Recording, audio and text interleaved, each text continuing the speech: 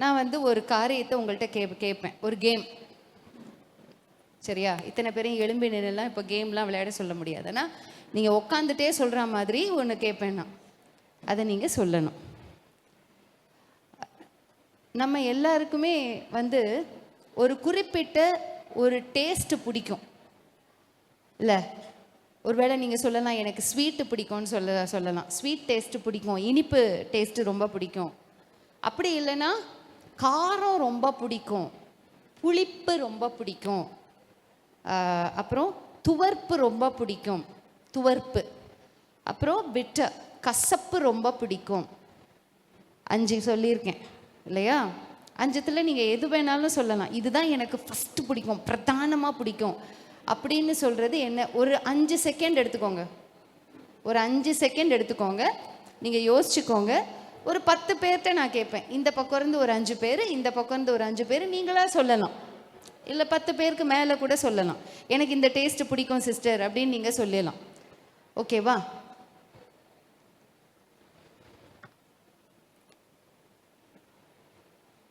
சொல்லுங்க. புளிப்பு, சூப்பர். புளிப்பு. ஸ்பைசி, ஸ்பைசினா காரம், காரம். கசப்பு, கசப்பா பிடிக்கும். பாவக்காய் பிடிக்குமா? பாவக்காய் பிடிக்குது நம்ம மாட்டுக்கு. தீபா சிஸ்டருக்கு. சொல்லுங்க பிரதர். கசப்பு, சூப்பர். ஐயா உங்களுக்கு? இனிப்பு, சூப்பர் சூப்பர். உங்களுக்கு? இனிப்பு. இனிப்புலாம் யாருக்கு பிடிக்கும்? கையை தூக்குங்கப்பா. காரம்லாம் யாருக்கு பிடிக்கும்? எதுக்குமே கையை தூக்கலன்னா பிடிச்சிருவேன் அப்புறம். காரம், ரைட்டு. எனக்கும் காரம் பிடிக்கும். சரியா? துவர்ப்புலாம் யாருக்கு பிடிக்கும்? துவர்ப்பு, ஓகே. ஃபிலிப் பிரதரா? ஃபிலிப் பிரதர் இந்த பக்கம் எங்கேயாவது உட்காந்துக்கலாமே, நீங்கள் அங்கே போய் உட்காந்துருக்கீங்க. Okay, right. அப்புறம் கசப்புலாம் யாருக்கு பிடிக்கும்? கசப்பு கணிசமான ஆட்கள் இருக்கிறாங்க. கசப்பு பிடிக்குது. Okay, right. அப்புறமா இன்னொன்று சொன்னேனே, புளிப்பு. புளிப்பு, புளிப்பு. சிஸ்டர் உங்கள் பேர் சொல்லுங்கள். தபிதா. புளிப்புலாம் எதுவும் பரவாயில்ல. கொஞ்சம் பிரதர் ஒன்று தான் சொல்லணும். நீங்கள் கசப்புக்கும் கை தூக்குனீங்க. 5மே பிடிக்குமா? என்ன சொல்லலாம் பிரதரை? எனக்கு காரம் கொஞ்சம் பிடிக்கும். சரி, இதில் உளவியல் ரீதியாக சொல்கிற காரியம் என்னென்னா, அதாவது சைக்காலஜிக்கலாக சொல்கிற காரியம் என்னன்னு பார்த்தீங்கன்னா, இனிப்பு பிடிக்கிறவங்க வந்து தங்களுக்கு வருகிறதான அப்பா நீங்கள் சொல்லுங்கள், உங்களுக்கு இனிப்பு தானே பிடிக்கும்? கேட்கல. புளிப்பா பிடிக்கும்? பிளாண்ட் டேஸ்ட் பிடிக்குமா? அவர் சொன்ன மாதிரி சொல்கிறீங்களே, எல்லாமே பிடிக்குன்ற மாதிரி. நான் உங்களுக்கு ஒரு உண்மையை சொல்லிடுறேன். டேபிளில் வந்து இனிப்பு வச்சுருப்பாங்க. என்ன இப்படி பார்ப்பாங்க, உண்மைக்குள்ளே அவங்க பண்ணுறதை சொல்கிறேன். இப்படி பார்ப்பாங்க, பார்த்துட்டு இனிப்பு எடுத்துகிட்டு ஓடுவாங்க. நான் அதனால தான் உங்களை விடாமல் கேட்டுக்கிட்டு இருக்கேன், இனிப்பு பிடிக்கும் இனிப்பு பிடிக்கும்னு. கப்பல்ஸ் மீட்டிங்கில் மாத்திரம்தான் நான் பேச நீங்களும் பேச முடியும். இந்த சம்பாஷணை வந்து இந்த மாதிரி சம்பாஷணை. ப்ரீச்சிங்னா அது டோட்டலாக வேறு. நாங்கள் பேசுகிறப்ப நீங்கள் கேட்கணும். இது வந்து ஒரு சம்பாஷணை, ஒரு கவுன்சிலிங் டைம். சரியா? இனிப்பு உணர்வு இருக்கிறவங்க பொதுவாக என்ன சொல்கிறாங்க, ரிசர்ச்சர்ஸ் உளவியல் ரீதியாக என்ன சொல்கிறாங்க அப்படின்னு பார்த்தீங்கன்னாக்கா, அவர்களுக்கு வருகிறதான சூழ்நிலைகள் இருக்குது பார்த்தீங்களா, அதை வந்து எளிதில் கையாளக்கூடியவர்கள். நான் அதுக்காக தான் திருப்பி உங்கள்கிட்ட கேட்டேன். எளிதில் கையாளக்கூடியவர்கள், எளிதாக சுலபமாக இவ்வளவு தானே பரவாயில்ல மேனேஜ் பண்ணிக்கலாம் அப்படின்னு பார்க்கக்கூடியவங்களாம். அதனால தான் திருப்பி கேட்டேன், உங்களுக்கு இனிப்பு பிடிக்கல இனிப்பு பிடிக்கல இனிப்பு பிடிக்கல.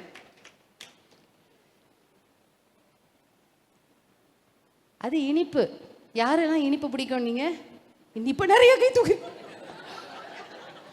ஏம்மா தூக்காத கையெல்லாம் தூக்குதம்மா.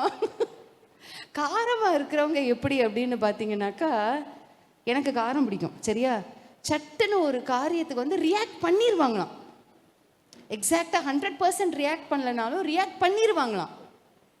ஆனால் அடுத்த செகண்டே அப்படி யோசிப்பாங்களாம், இந்த ரியாக்ஷனை நான் சரியாக தான் பண்ணியிருக்கேனா, இல்லை இதை ப்ரொவாக்டிவாக மாற்றணுமா, எதிர்வினை செய்கிறதான காரியத்தை சரியாக பண்ணியிருக்கேனா, இல்லை இதை செயலூக்க முறையாக மாற்றணுமா அப்படின்னு சொல்லி யோசிப்பாங்களாம்.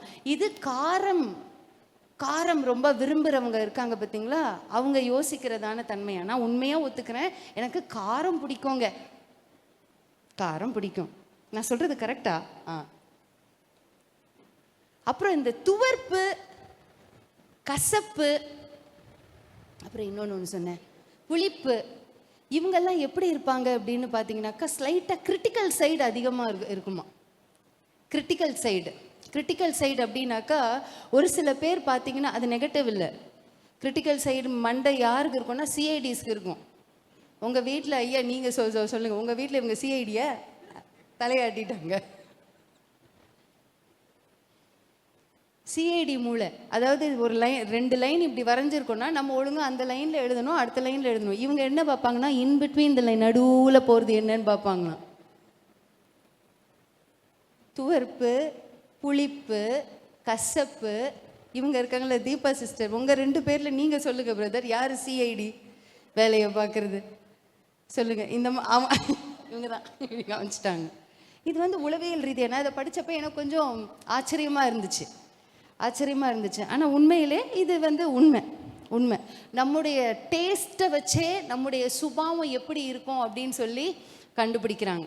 சரியா? இன்னைக்கு நம்ம பார்க்க போகிறதான தலைப்பு என்னென்னா, பல தலைப்புகளை நம்ம பார்த்துருக்கோம். நம்முடைய உணர்வுகள் மதிப்பிடக்கூடியதா இல்லை மிதிக்கப்படக்கூடியதா? பொதுவாக பார்த்தீங்க அப்படின்னாக்கா நம்முடைய சூழ்நிலைகள் இருக்குது பார்த்தீங்களா, நம்முடைய சூழ்நிலைகளுக்கு நம்முடைய 5 புலன்கள், அதாவது 5 சென்சஸ், நம்முடைய கேட்கிற தன்மை, நுகர்கிற தன்மை, பேசுகிற தன்மை, தொடுகிற தன்மை, பார்க்கிற தன்மை, இது எப்படி ரியாக்ட் பண்ணுதுன்னா சட்டுன்னு எதிர்வினை. ஒரு பால் அப்படி அடிச்சோன்னா அந்த பால் பந்து திரும்பி வருது இல்லையா, அதுதான் ரியாக்ட் பண்ணுறது. எப்படி ரியாக்ட் பண்ணுதோ அதுதான் நமது உணர்வு, அதுதான் நம்முடைய ஃபீலிங். ஒரு வாலிப பையன் ஒரு வாலிப பண்ணிவிட்டு ஐ லவ் யூ அப்படின்னு ஐ லவ் யூ அப்படின்னு சொல்கிறது என்ன அப்படின்னு பார்த்தீங்கன்னா ஒரு ரியாக்ஷன். ப்ரொவாக்டிவாக யோசிக்கிறது இல்லை. உண்மையாக ப்ரொவாக்டிவாக யோசிக்கிறாங்க அப்படின்னாக்கா அப்படி சொல்ல தோணுமா? யோசிச்சு பாருங்க. எங்கள் வீட்டில் என்ன சொல்லுவாங்க, இவன் திடீர்னு வந்து ஐ லவ் யூ சொல்கிறான், வீட்டில் அப்பா என்ன சொல்லுவாங்க, அம்மா என்ன சொல்லுவாங்க, அப்படின்னு சொல்லிட்டு போயிட்டே இருக்க தான் தோணும். சட்டுன்னு அக்செப்ட் பண்ண தோணுமா? அது ப்ரொவாக்டிவ்னஸ்.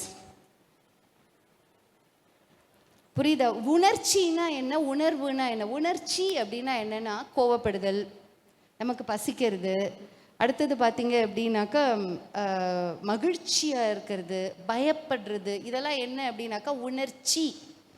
உணர்வு அப்படின்றது வித்தியாசம். கிட்டத்தட்ட 2 வார்த்தைகளும் ஒரு சீர் உள்ள வார்த்தைகள் போல இருந்தாலுமே அதனுடைய அர்த்தங்கள் வேறு. உணர்ச்சின்னா என்ன? கோபம், மகிழ்ச்சி, பயம், அதான் வெளிப்படையாக தோணுது இல்லை, இதெல்லாம் வந்து உணர்ச்சி. உணர்வு அப்படின்றது ஃபீலிங், அது வந்து உள்ளுக்குள்ளேருந்து வர்றது. அது உதாரணத்துக்கு சொல்லணும்னா பசி, வலி, சோர்வு, இதெல்லாம் என்ன அப்படின்னு பார்த்தீங்கன்னாக்கா உணர்வு. பசியினால் ஒருவேளை ஒரு சில பேருக்கு என்ன வரலாம், கோபம் வரலாம், வெளிப்படையாக வந்து கொண்டாந்து எதையாவது வச்சு தொலைங்க, கோபம் வரலாம். இல்லை சோர்வு, ஏம்மா எதையாவது கொடுமா, வச்சுட்டு போம்மா, தொணக்காத, சோர்வு. புரியுதா? எதனால் வருது? உள்ள ஒன்று ஆக்டிவேட் பண்ணுது, பசி, அந்த feeling of what to say, என்ன ஒரு ஒரு ஒரு ஒரு தேர்ஸ்ட்ன்னு சொல்லலாம், ஒரு ஹங்கர்னு சொல்லலாம். புரியுதா? அது நமக்கு ஒரு உணர்ச்சியாக அது வெளியே வருது. உணர்வுன்றது உள்ளத்தை சார்ந்தது, உணர்ச்சின்றது வெளிப்படையாக வெளியே கொண்டு வர்றது உணர்ச்சி. அநேக வேளைகளில் பார்த்தீங்க அப்படின்னாக்கா அது மதிக்கப்படக்கூடியதா மிதிக்கப்படக்கூடியதா. என்னுடைய குடும்பத்தார்கிட்ட நான் ஒரு சில பேர்கிட்ட கேட்டேன். என்னுடைய குடும்பத்தாரில் 3 பேர் இருக்கிறாங்க. அவங்க 3 பேர்கிட்ட நான் ஒரு சில பேர்கிட்ட கேட்டேன், feelings are to be respected or what அப்படின்னு சொல்லி கேட்டேன். அப்போது ஒருவரிடத்துலேருந்து வந்த பதில் என்ன அப்படின்னு பார்த்தீங்கன்னாக்கா, எஸ், ஃபீலிங்ஸ் வந்து மதிக்கப்படக்கூடியவை. ஒரு சில காரியங்களை ரொம்ப மதிக்க முடியாது, அதை கன்சிடர் மட்டும் பண்ணணும். என்னது? கன்சிடர் மாத்திரம் பண்ணணும். அதனுடைய கருத்து என்னன்றதை மாத்திரம் நம்ம புரிஞ்சுக்கிடணுமே அடிச்சு மதிக்க முடியாது. ஒரு சில ஃபீலிங்ஸ் பல வகைப்படும். எத்தனை பேருக்கு தெரியும்? ஃபீலிங்ஸ் பல வகைப்படும். வெறும் ஒரு காதல் உணர்வு, ஒரு லவ், இல்லை ஒரு கோவம், அது மாத்திரம் ஃபீலிங்ஸ் கிடையாது. உள்ளேருந்து வர்ற ஃபீலிங்ஸ் கிடையாது. ஃபீலிங்ஸில் நிறைய காரியங்கள் இருக்கு. சரியா? ஒரு சிலது மதிக்கப்படக்கூடியவை, ஒரு சிலது மதிக்கப்பட முடியாது. அநேக வேளைகளில் குடும்பங்களில் நம்ம பார்க்குறது என்ன, நம்ம அன்றாட குடும்பங்களில் நம்ம பார்க்குறது என்ன, கணவன் மனைவி இருக்கிறோம், நம்ம ஒரு சில பேர் கூட்டு குடும்பத்தில் இருக்கிறோம், ஒரு சில பேர் நியூக்ளியர் ஃபேமிலி, தனி குடுத்தனமாக நம்ம இருக்கிறோம், கணவன் மனைவி பிள்ளைகளாக இருக்கிறோம், அப்பா அம்மா கூட இருப்பாங்க, அது கூட்டு குடும்பம். ஒரு சில குடும்பங்களில் நாத்தனார் சித்தப்பாமார் எல்லாரும் கூட இருப்பாங்க, இது ஒரு கூட்டு குடும்பம். இது நல்லது இது தீதுன்னு சொல்கிறதுக்கு இல்லை, ரெண்டுமே நல்ல ஒரு பாங்கு தான், ரெண்டுமே நல்ல ஒரு கட்டமைப்பு தான். நல்லபடியாக இருந்துட்டா நல்ல ஒரு கட்டமைப்பு. ஆனால் ஒரு சில இடங்களில் நம்ம பார்ப்போம்னாக்கா ஒரு சில உறவுகளில் அந்த அரிப்பு இருந்துக்கிட்டே இருக்கும். ஒரு சில உறவுகள் அரிச்சு போய் கீழே அப்படியே தனிஞ்சு போய்கிட்டே இருக்கும். ஒரு சில உறவுகள் மேலோங்கி வந்துக்கிட்டே இருக்கும். நான் பேசுறது புரியுதுன்றவங்க எஸ்ன்னு சொல்லுங்க. ஒரு சில உறவுகள் மேலே சுப்பீரியாரிட்டி காம்ப்ளெக்ஸ்ன்னுவாங்க. ஒரு சில உறவுகள் பார்த்திங்கன்னா இன்ஃபீரியாரிட்டி காம்ப்ளெக்ஸ். அதாவது நான் என்ன சொல்கிறேனோ அந்த என்னுடைய பேச்சுக்கு மதிப்பு இருக்காது, எடுபட மாட்டாது, நான் சொல்லி பிரயோஜனம் இல்லை அப்படின்னு கீழே போய்கிட்டு இருக்கிற அந்த ஒரு கான்செப்டில் இருக்கும் ஒரு சில உறவின் முறைகள். ஒரு சில உறவின் முறை பயங்கர டாமினண்ட்டாக இருப்பாங்க. வெதர் ரைட் ஆர் ராங், நான் சொல்கிறத கேட்டாகணும் எல்லாரும் அப்படின்ற அந்த ஒரு டாமினன்ஸில் இருப்பாங்க. இப்படி இருக்கிறப்ப பார்த்தீங்கன்னாக்கா எந்த உறவு அச்சப்படுதோ, எந்த உறவு கூச்சப்படுதோ, எந்த உறவு தனக்குள்ள இருக்கிறதான காரியங்களை சொல்ல வெளிப்படுத்த கூச்சப்படுதோ அது கீழே போய்கிட்டே இருக்கும். இந்த டாமினன்ட் ஃபேக்டர் இருக்கு பார்த்தீங்களா, ட்ரெயிட் இருக்கு பார்த்தீங்களா, மேலே அப்படி மேலோங்கி இருந்துக்கிட்டே இருக்கும், ரிங் பண்ணிக்கிட்டே இருக்கும். உங்களுக்கு தெரியும் நான் பேசுறது, எல்லாரும் நம்ம குடும்பங்களில் இருக்கும். புரியுதா? யாரையும் நான் பாயிண்ட் பண்ணி சொல்லலை. மனைவி இப்படி, கணவர் இப்படி, மாமனார் இப்படி, மாமியார் இப்படி, நாத்தனார் இப்படி அப்படின்னு நான் யாரையும் பாயிண்ட் பண்ணி சொல்லலை. உங்கள் குடும்பங்களுக்கு ஏற்றவாறு நீங்கள் இந்த நான் சொல்கிற இந்த ஸ்டேட்மெண்ட்டை நீங்கள் புரிஞ்சுக்கிடணும். உங்கள் குடும்பங்களில் யார் அப்படி இருப்பாங்க, இல்லை நீங்கள் அப்படியா அப்படின்றத நீங்கள் புரிஞ்சுக்கிடணும். அவ்வளோதான். ஒரு உதாரணம் ஒன்று சொல்கிறேன் பாருங்களேன். நம்ம எல்லாரும் நம்ம தேன் கூடு பார்த்துருக்கோம், தேனீயை பார்த்துருக்கோம். தேனி அருந்துகிறதான தேனி, பூக்கள்ல இருந்து தேன் குடிக்கிறதான தேனியை நம்ம பார்த்துருக்குறோம். அந்த தேனியினுடைய தேனை நம்ம எடுக்கிறோம். அது நம்மளோட ஹார்ட் ஒர்க் கிடையாது, நம்முடைய கடின உழைப்பு கிடையாது, வேறு ஒருவருடைய கடின உழைப்பு. எஸ் சொல்லுங்க. நான் சொல்ற எல்லா இல்லஸ்ட்ரேஷன் உதாரணங்கள் எல்லாத்தையும் உங்க குடும்பத்தோட உங்களோட நீங்க ஒப்பிட்டு பார்த்து கொள்ள வேண்டும். தேனீக்கள் பல தேன் சேர்க்குது, தேன் சேர்த்து கஷ்டப்பட்டு தேன் கூட கட்டுது, கஷ்டப்பட்டு தேனியை சேர்க்குது. ஏன்னா பல மைல் தூரம் அதை அலையணும், போய் அந்த தேனியை கொண்டு சேர்த்து வைக்குது. கடைசியில் ஒரு பெரிய தேன் கூட கீழே இருந்து மேலக்கு வரைக்கும் இவ்வளோ தூரம் கட்டுன பிற்பாடு அந்த தேன் கூட சட்டுன்னு யாரோ ஒரு சில பேர் வர்றாங்க, அதுக்கு புகை மூட்டுறாங்க, அங்கே மேலே அந்த வெங்காயத்தெல்லாம் பூசிக்கிறாங்க, அது இதெல்லாம் பூசிக்கிட்டு பக்கத்தில் போய் எல்லாத்தையும் அதை வெட்டி எடுத்துடுறாங்க. டோட்டலாக அதை வேற ஒருவர் அனுபவிக்கிறத நம்ம பார்க்குறோம். இப்போ நீங்கள் சொல்லுங்கள், யாருடைய உணர்வு மதிக்கப்படுகிறது, யாருடைய உணர்வு மிதிக்கப்படுகிறது அப்படின்றத சொல்லுங்க. சத்தமா? தேனியினுடைய உணர்வு மிதிக்கப்படுகிறது. எதற்காக? மதிக்கப்பட முடியாத தேனியை எடுக்க வேண்டும் என்பதற்காக. மிதிக்கப்படுகிற அநேக காரியங்கள் மதிக்கப்படும், அதை மனதில் வச்சுக்கொள்ளணும். ஒருவேளை உங்கள் உணர்வுகள் மிதிக்கப்படுதுன்னு நீங்கள் நினைப்பீங்கன்னா வருங்காலங்களில் அது மதிக்கப்படக்கூடியதான காலங்கள் வெகு விரைவில் இருக்குன்றதை நீங்கள் மனசில் வச்சுக்கணும். ஆனால் அந்த தேனீட்டிருந்து நம்ம கற்றுக்கிற ஒரு காரியம் என்னன்னு பார்த்தீங்கன்னா, இந்த மனுஷ ஜந்துவை பாரு, இந்த மனுஷ மிருகத்தை பாரு, வந்து எப்படி என்னுடைய தேனியெல்லாம் திருடிட்டு போகிறான் அப்படின்னு அடுத்த நாள் அது லீவ் எடுக்கிறது கிடையவே கிடையாது. அடுத்த நாள் மறுபடியும் அது செய்கிற வேலையே செஞ்சுக்கிட்டே தான் இருக்குது.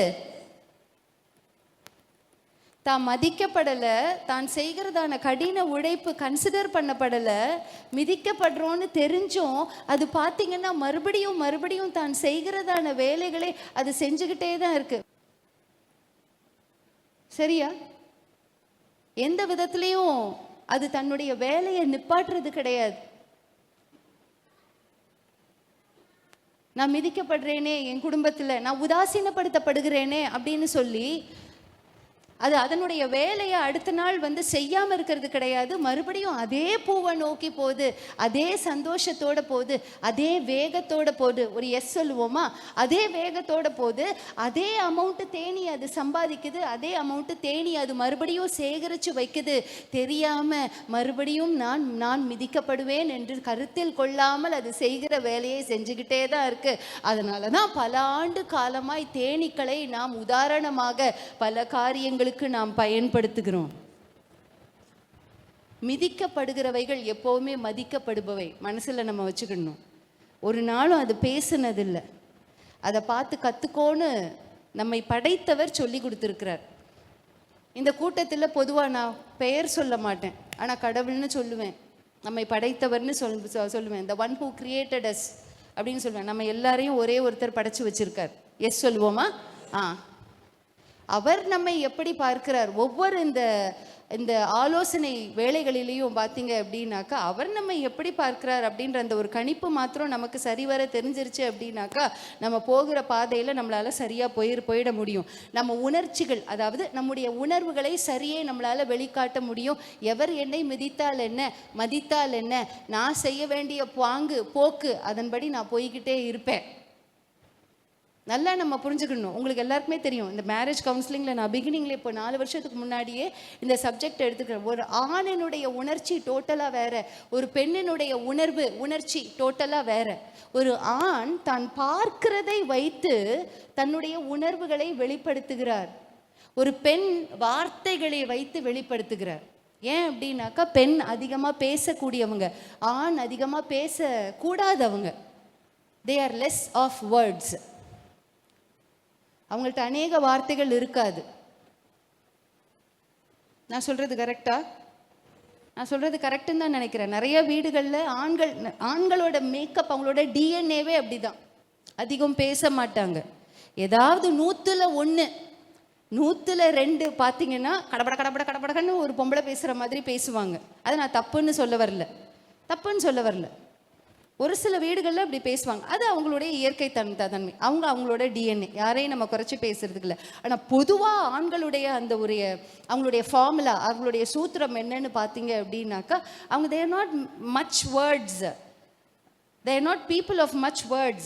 நிறைய கிடையாது. அப்போ அவங்களுடைய உணர்வுகளை அவங்க எப்படி வெளிக்காட்டுவாங்கன்னு பார்த்தீங்கன்னா ஒரு சில வேர்ட்ஸை வச்சு தான் வெளிக்காட்டுவாங்க, ஒரு சில வார்த்தைகளை வச்சு வெளிக்காட்டுவாங்க.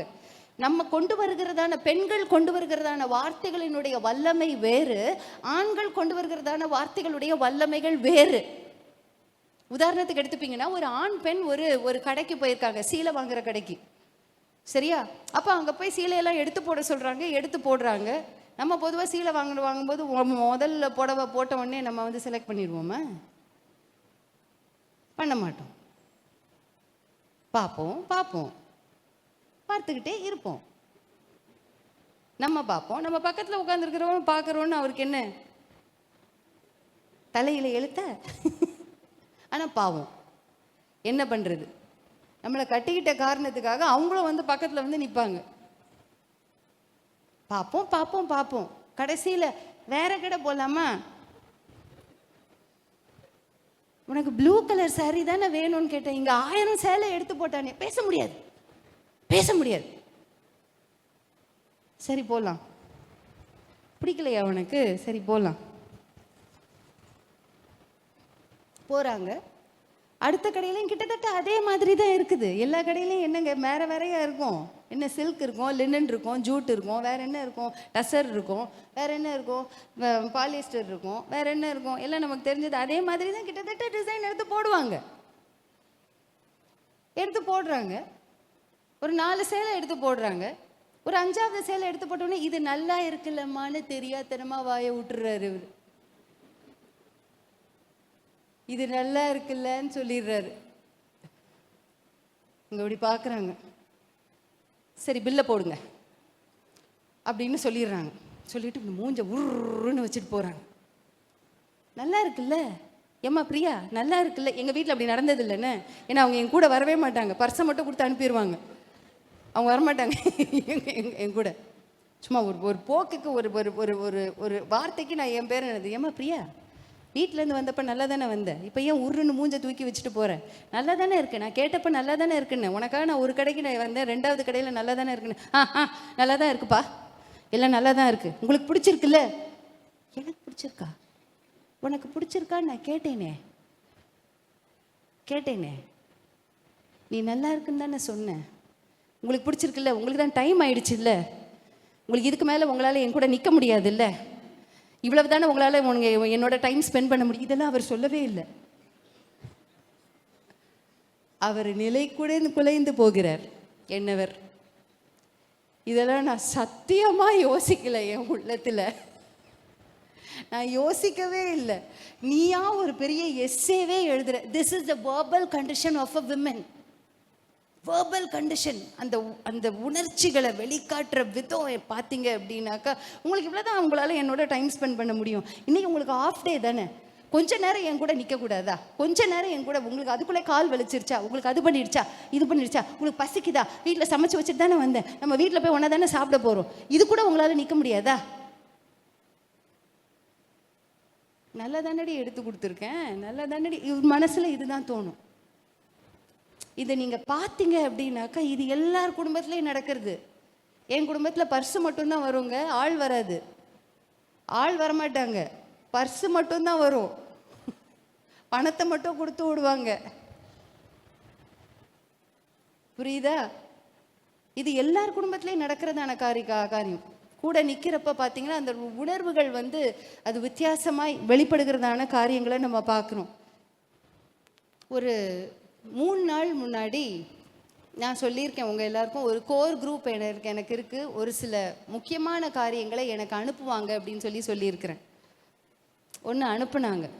அதே காரியத்தை நேற்று உங்கள் மத்தியில் தான் அவங்களும் உட்காந்துருக்குறாங்க. அவர்கள் வைத்திருந்ததான ஸ்டேட்டஸ்லேயும் நான் பார்த்தேன். அதை எனக்கு அனுப்பின உடனேவே நான் அதை இப்படி இதை இந்த மாதிரி செய்தி காக்கலாம்ல அப்படின்னு சொல்லி நான் எனக்குள்ளே நான் யோசித்து வச்சுருந்தேன். இதை இப்படி பண்ணலாமே, இதை இப்படி பேசலாமே அப்படின்னு சொல்லி நான் யோசித்து வச்சுருந்தேன். நான் உங்களுக்கு சொல்கிறேன். ஒரு சில பேர் நீங்கள் இதை பார்த்துருப்பீங்க. நீங்கள் இங்கே உங்களுடைய ஒரு சில இதுலேயும் நீங்கள் வச்சுருந்தீங்க. ஒருத்தர் 2 பேர் அப்படி இருக்கலாம். ஒரு பொண்ணு இருக்குது, சரியா? ஒரு பொன் பெண் அல்ல, பொன் கம்மல், தங்கம். அந்த பொன் இரும்பினால் அடிக்கப்படுகிறது, சரியா? அது போல பார்த்தீங்க, இது பொண்ணுன்னு வச்சுக்கோங்க, இது இரும்புன்னு வச்சுக்கோங்கப்பா. இது பொன், இது பொன், இது இரும்பு. இந்த பொன் ஒரு இரும்பு சுத்தியலால் இப்படி அடிக்கப்படுது, சரியா? அதே போல இந்த இரும்பும் அடிக்கப்படுது, பொண்ணும் அடிக்கப்படுது, இரும்பும் அடிக்கப்படுது, பொண்ணும் அடிக்கப்படுது, இரும்பும் அடிக்கப்படுது. எதுல இருந்து சத்தம் வருது? இரும்புல இருந்து சத்தம் வருது. பொண்ணுல இருந்து சத்தம் வரல.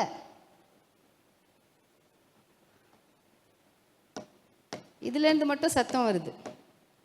உண்மையாவே இது நான் பேசுறது, நான் அறிவியலை நான் பேசுறேன். நம்மளை எல்லாரையும் படைத்தவர் யார்? ஒரு படைப்பாளி, ஒரு சர்வ சக்தி. அது யார் என்பது நம்ம எல்லாருக்கும் தெரியும். எஸ் சொல்லுங்க. நான் பொதுவாக கவுன்சிலிங் ஆலோசனைன்னு வெளியே எடுக்கிறப்ப இந்த டேர்ம் தான் யூஸ் பண்ணுவேன். நம்மை படைத்தவர் ஒரு சர்வசக்தி இருக்கிறார், ஒரு சர்வ படைப்பாளி இருக்கிறார், அவர் சாயலிலேயே நம்மை படைத்து வைத்திருக்கிறார். இப்படி தான் நான் யூஸ் பண்ணுவேன் இந்த term. And I want to use a same term here. அவர் படைச்சிருக்கிறார். ஒவ்வொரு குடும்பமாக நம்மளை படைச்சிருக்கிறார், குடும்பமாக படைச்சிருக்கிறார், குடும்பமாக படைச்சிருக்கிறார். குடும்பமாக படைக்கிறப்ப பார்த்தீங்கன்னா எல்லார் குடும்பத்திலையும் எல்லாரையும் ஒரு போல படைப்பது கிடையாது அப்படின்றத நாம் புரிஞ்சுக்கிடணும். நான் இதை புரிஞ்சுக்கிறதுக்கு, நான் இதை அறிஞ்சுக்கிறதுக்கே பல வருஷம் ஆச்சு. ஒரு சில குடும்பங்களில் இரும்புகளோட சேர்த்து பொண்ணை படைக்கிறார். அதாவது காக்காவோட சேர்த்து குயில் இருக்கா மாதிரி படைக்கிறார். ஆனால் நமக்கு தெரிய மாட்டேங்குது. நம்ம என்ன நினச்சிக்கிறோம், ஒரு கூட்டாஞ்சோறு மாதிரி நம்மெல்லாம் ஒன்று தான்ப்பா, நம்மெல்லாம் ஒன்று தான்ப்பா, நம்மெல்லாம் ஒன்று, நம்மெல்லாம் ஒன்று. ஆஹா, அப்படி அல்ல, அப்படி அல்ல. எல்லாம் ஒரே சத்தம் கொடுக்கும், ஒன்று மாத்திரம் டக் டக் அப்படின்னு வித்தியாசமான சத்தம் கொடுக்கும். ஏன்னா அதனுடைய பயன்பாடு வேற, அதனுடைய பர்பஸ் வேற. எல்லாரும் பர்பஸ் சொல்லுங்க. பர்பஸ் வேற. ஒரு குடும்பத்தில் எல்லாரும் ஒரு மாதிரி இருப்பாங்க. அதாவது இப்போ எங்கள் குடும்பத்தில் எல்லாருக்கும் சயின்ஸ் பிடிக்கும், என் மகனுக்கு மாத்திரம் மேக்ஸ் பிடிக்கும். அவனுடைய பர்பஸ் வேற. அதே மாதிரி உங்கள் குடும்பத்தில் நீங்கள் எடுத்துக்கோங்க, ஓகேவா, எடுத்துக்கோங்க. அப்போவும் நீங்கள் அந்த குடும்பத்தை சேர்ந்தவர், நீங்கள் அந்த குடும்பத்தை சேராதவர். நான் சொல்கிற பாயிண்ட் உங்களுக்கு புரியுதா? புரியுதுன்றவங்க எஸ் சொல்லுங்க. நீங்க அந்த குடும்பத்தை சேர்ந்தவர், நீங்க அந்த குடும்பத்தை சேராதவர். ரேஷன் கார்டு அட்டையின்படி அந்த குடும்பத்தோடு சேர்ந்தவர். சர்வசக்தி அந்த பார்வையாளரின்படி அந்த குடும்பத்தோடு சேராதவர்.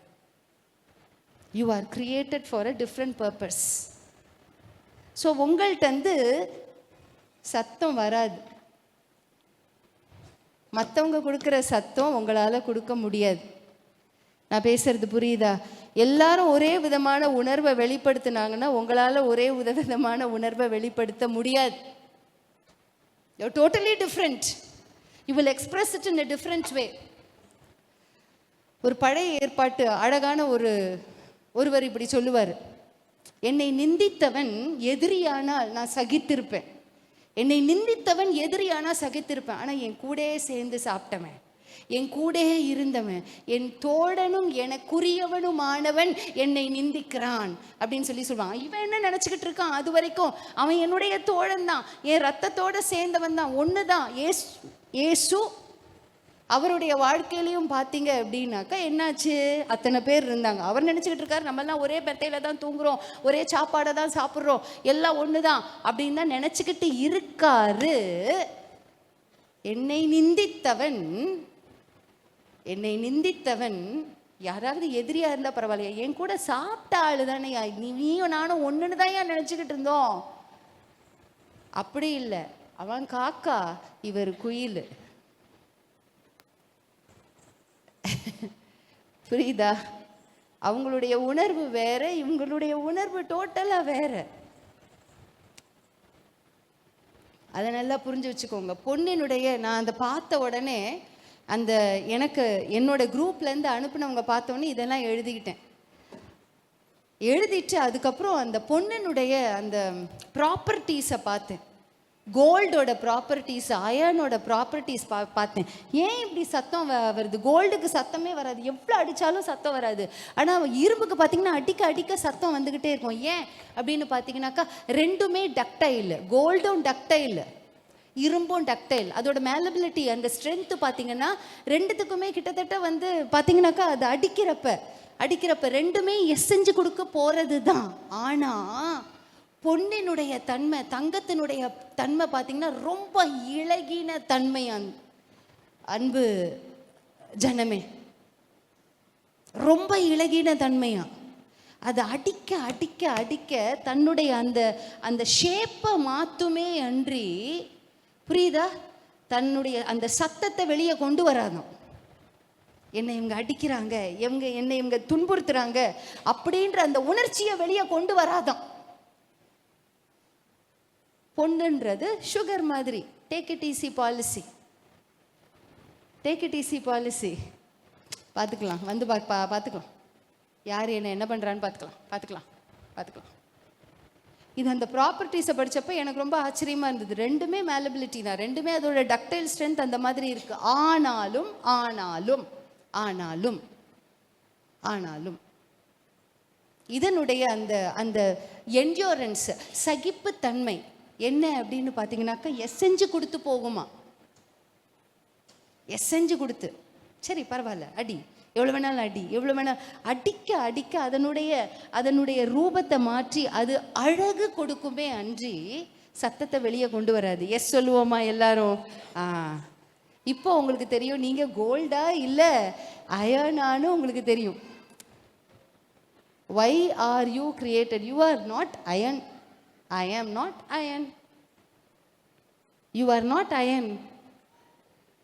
அதனால தான் சத்தம் ஒரு சில நேரத்தில் வெளியே கொண்டு வர முடியல. சத்தம் வெளியே கொண்டு வரலன்றதுக்காக உங்களுடைய மதிப்பு கம்மியாயிடாதம்மா, புரிஞ்சுக்கோங்க. கோல்டு அடிக்க அடிக்க அடிக்க அதனுடைய அழகு கூடுமே அன்றி அதனுடைய மதிப்பு ஒரு நாளும் குறைவுபடாது. புரியுதா? அடிக்க அடிக்க அடிக்க அது அழகாக ஒவ்வொரு தன்மைகளில் அது மாறும். அது ஒரு தோடாக மாறலாம், இல்லை ஒட்டியானமாக மாறலாம், இல்லை சூட்டியாக மாறலாமே அன்றி அதனுடைய மதிப்பு குறைவுபடாது. மிதிக்கப்படுகிற காரியங்கள் மதிக்கப்படக்கூடியவை, மனசில் வச்சுக்கோங்க. கடைசியாக சொல்லி நான் முடிக்க போகிறேன், சரியா? இதில் ஒரு முட்டை இருக்குது, இதில் ஒரு முட்டை இருக்குது. ஆனால் ரெண்டும் வெவ்வேறு முட்டை, சரியா? இது ஒரு முட்டை, இது ஒரு முட்டை. ஆனால் ரெண்டும் ஒரே டைப் முட்டை கிடையாது. ஒரு முட்டை உடனே கன்சியூம் பண்ணலாம், உடைச்ச உடனே. ஒரு முட்டை கன்சியூம் பண்ண முடியாது. இது நீங்கள் பவுலுன்னு நினைக்காதீங்க, இது தரைன்னு நினச்சிக்கோங்க. இது தரையில் நம்ம இப்போ உடைக்க முடியாதுன்றதுக்காக நான் உடைக்க போகிறேன். இன்னொரு முட்டையும் நான் உடைக்க போகிறேன், சரியா? இன்னொரு முட்டையும் உடைக்க போகிறேன். நீங்கள் யார் இந்த ரெண்டு முட்டையிலன்றதை நீங்கள் தான் தீர்மானம் பண்ணணும். இதோட நம்ம முடிக்க போகிறோம். நீங்கள் யார் இந்த ரெண்டு முட்டையில்? பார்க்க ரெண்டு முட்டையும் ஒரே மாதிரி தான் இருக்குது, கிட்டத்தட்ட ஒரே கலர் மாதிரி தான் இருக்குது, இல்லை? ஒரே கலர் மாதிரி தான் இருக்குது. ஆனால் ஒன்று உடைச்ச உடனே சாப்பிட்றலாம், ஆனால் ஒன்று சாப்பிட முடியாது. அது குப்பைக்கு. இப்போ ரெண்டுத்தையும் நம்ம தரையில் போட போகிறோம், அட் அ டைம் போட போகிறோம். இருங்க, நான் சொல்கிறப்ப போடுங்க. ரெண்டுத்தையும் போட போகிறோம், ஒரே ஹைட்டில் வச்சுக்கோங்க. ரெண்டுத்தையும் போட போகிறோம். உடையணும் இல்லை ஒன்று? நடுவில் தானே வச்சுருக்கீங்களா? ஓகே, நான் ஓகேன்னு உடனே போடுவாங்க. நீங்கள் எந்த முட்டைன்றதை நீங்கள் பார்த்துக்கணும், ஓகேவா? 1 2 3 பாருங்க. இதோ பாருங்க, உடஞ்சிட்டானா? இவன் உடஞ்சிட்டானா? பாருங்க, வெளியே பார்த்து நம்பி உடஞ்சி போச்சு. இது சிஸ்டர் ஏஞ்சல் எனக்கு ஊட்டி விட போகிறாங்க. ஆமாம், வயிற்று மட்டும் சிஸ்டர் ஏஞ்சல் எனக்கு கொடுக்க போகிறாங்க. உடனே கன்சியூமபிள். ரெண்டும் உடைக்கப்பட்டிருக்குங்க, ரெண்டும் உடைக்கப்பட்டிருக்கு. போதும் கொஞ்சோண்டு. ஆமாம், ஃபஸ்ட்டு உங்களுக்கு. இப்போ எனக்கு கொடுங்க.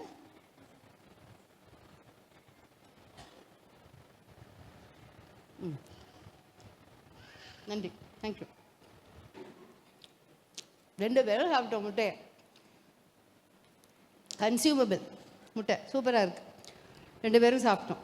இதை சாப்பிட முடியல. ஏன் சாப்பிட முடியல? இன்னும் இது ஃபயர் டெஸ்ட்டுக்குள்ளே போகலை, ஹீட் டெஸ்ட்டுக்குள்ளே போகலை. இந்த முட்டை இருக்குதே, இது ஹீட் டெஸ்ட்டுக்குள்ளே போகாத முட்டை. புரியுதா? ஹீட் டெஸ்ட்டுக்குள்ளே போன எதுவுமே கன்சியூம் பண்ணப்படலாம், யூசபிள் கண்டிஷனில் இருக்கும். இது ரெண்டுத்துல எந்த முட்டை நீங்க? எந்த முட்டை நீங்க? பார்க்கறதுக்கு வந்து நமக்கு லைட்டாக இருக்கலாம், சிரிக்கிற மாதிரி இருக்கலாம். இயல்பாக நம்ம வாழ்க்கையில் நடக்கிறது இதுதான். இதுதான் அது நல்லா புரிஞ்சுக்கோங்க. நம்ம எல்லாரோட வாழ்க்கையிலையும் நடக்கிறது இதுதான். ஒரு சில வேளையில் இந்த மாதிரி உடஞ்சி போய் ஐயோ நான் மிதிக்கப்படுறேனே, நான் ஒன்றுமே இல்லையே. ஏன்னாக்கா எம்மா நீ இன்னும் ஃபயர் டெஸ்ட்டுக்குள்ளே போகல தம்பி. ஃபயர் டெஸ்ட்டுக்குள்ளே போனேன்னா நீ உடச்ச அடுத்த நிமிஷம் நீ சாப்பிட்றதுக்கு பயன்பாட்டுக்கு வந்துடுவ, யூஸபிள் கண்டிஷனுக்கு வந்துருப்பேன். அதனால் நம்ம எல்லாருடைய வாழ்க்கையிலையுமே ஹீட் டெஸ்ட், ஃபயர் டெஸ்ட்டுன்னு ஒன்று இருக்குது. அது என்னது ஃபயர் டெஸ்ட், அது என்ன ஹீட் டெஸ்ட்? அப்போ நான் முடிச்சுட்டேன். ஃபயர் டெஸ்ட், ஹீட் டெஸ்ட் அப்படின்னு பார்த்தீங்கன்னாக்கா, நம்முடைய வாழ்க்கையில் வர்ற, நம்ம குடும்பங்களில் வர்ற அன்றாட சூழ்நிலைகள் தான் ஃபயர் டெஸ்ட்டு, ஹீட் டெஸ்ட்டு. மறந்துடாதீங்க, ஃபயர் டெஸ்ட்டு, ஹீட் டெஸ்ட்டு. அந்த ஹீட் டெஸ்ட்டை பொறுமையாக இது தண்ணியில் போட்டு சூடு பண்ணுறப்ப ஐயையோ நான் உள்ளே இருக்க மாட்டேன்னு குதிச்சு எந்த முட்டையாவது பார்த்துருக்கீங்களா? இல்லை, குதிச்சதே கிடையாது. அது இன்னும் சீக்கிரமாக வேகணுன்றதுக்காக உப்பு போட்டு நம்ம வேணா வேக வைப்போம், அப்படி தானே? சீக்கிரமாக நல்லா ஈஸியாக பாயில் ஆகணுன்றதுக்காக உப்பு போட்டு நம்ம தண்ணியில் நம்ம வேக வைக்கப்போமே அன்றி, முட்டை ஒரு நாளும் அந்த பாயில் பண்ணுற தண்ணியிலேருந்து துள்ளி வெளியே வந்து, நம்ம எந்த வீட்லேயும் அப்படி நடந்தது கிடையாது. இப்படி துள்ளி வெளியே வந்து உக்காந்துக்கிட்டு ஐயோ இந்த சூடு எனக்கு தாங்க முடியல அப்படின்னு சொன்னதே கிடையாது, சொல்லவே சொல்லாது. அதனால் இன்னைக்கு வரைக்கும் நம்ம அவிச்ச முட்டைன்னு பேர் வைக்கிறோம். அந்த அவிச்ச முட்டையை நம்ம கன்சியூமும் பண்ணுறோம்.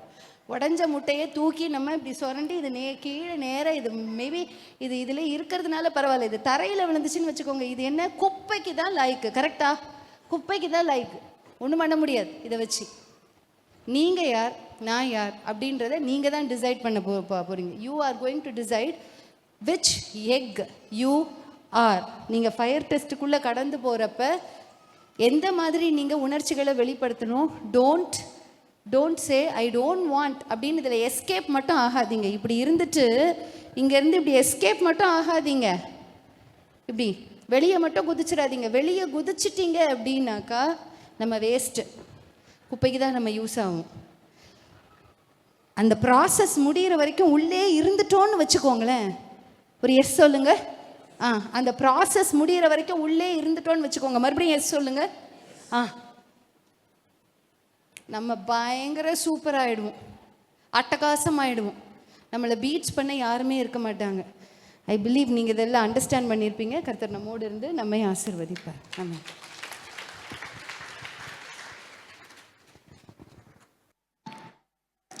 சிஸ்டர் பிரியா சில கான்செப்ட்ஸ் அதை சொல்லிட்டு இப்போ அவங்க முடிச்சிருக்கிறாங்க.